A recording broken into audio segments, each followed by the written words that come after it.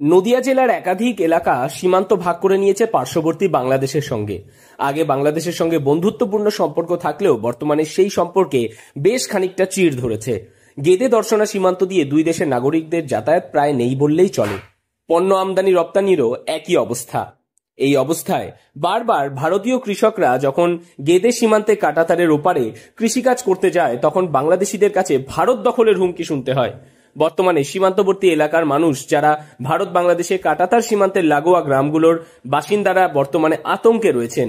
একদিকে যেমন অবৈধ অনুপ্রবেশ ঘটছে ভারতীয় দালালদের মাধ্যমে, সেক্ষেত্রে এই অবৈধ অনুপ্রবেশের মধ্য দিয়ে জঙ্গিরাও প্রবেশ করতে পারে ভারতে, এমনটাই আশঙ্কা করছেন সীমান্তের বাসিন্দারা। ভারতের মানুষ যারা দেশপ্রেমিক মানুষ, তারা ভয়েই আছে। হ্যাঁ, ভারত দখল করে নিত প্রথম থেকে, এটা বলছিল, কি ইদানিং বোধহয় চুপসে গেছে। আমরা দেখতে পাচ্ছি ওই ইউনিস, তিনি পালাবেন না পদত্যাগ করবেন এই রাস্তা খুঁজছেন। আর তাদের মানে পিতামহ বা পিতা পাকিস্তান যেভাবে ভারতের কাছে নাস্তানাবুদ হয়েছে এবং চীনের অস্ত্র ব্যর্থ হয়েছে, তাই তারা বুঝে গেছে ভারত ইচ্ছা করলে টিপে মেরে ফেলতে পারে বাংলাদেশকে।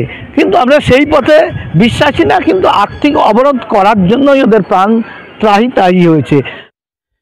যদিও বর্তমানে সীমান্তের বাসিন্দাদের দাবি, সীমান্ত এলাকায় কড়া নজরদারি রয়েছে বিএসএফ এর।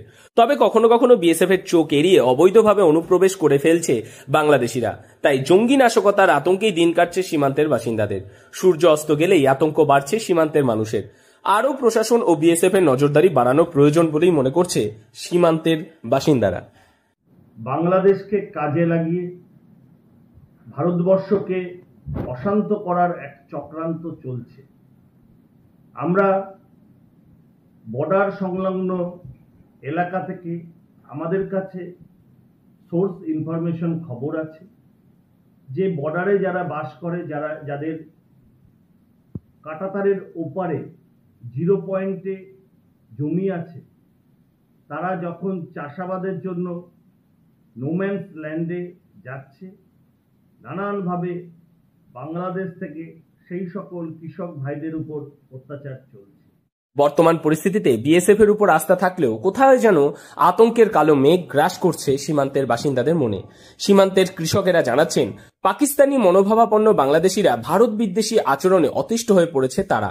এখন দেখার সীমান্ত লাগোয়া মানুষের নিরাপত্তার দিকে কতটা নজরদারি বাড়ায় রাজ্য প্রশাসন, পাশাপাশি কেন্দ্রীয় সীমান্তরক্ষী বিএসএফ। নদিয়া থেকে মৈনাক দেবনাথের রিপোর্ট, লোকাল 18 বাংলা।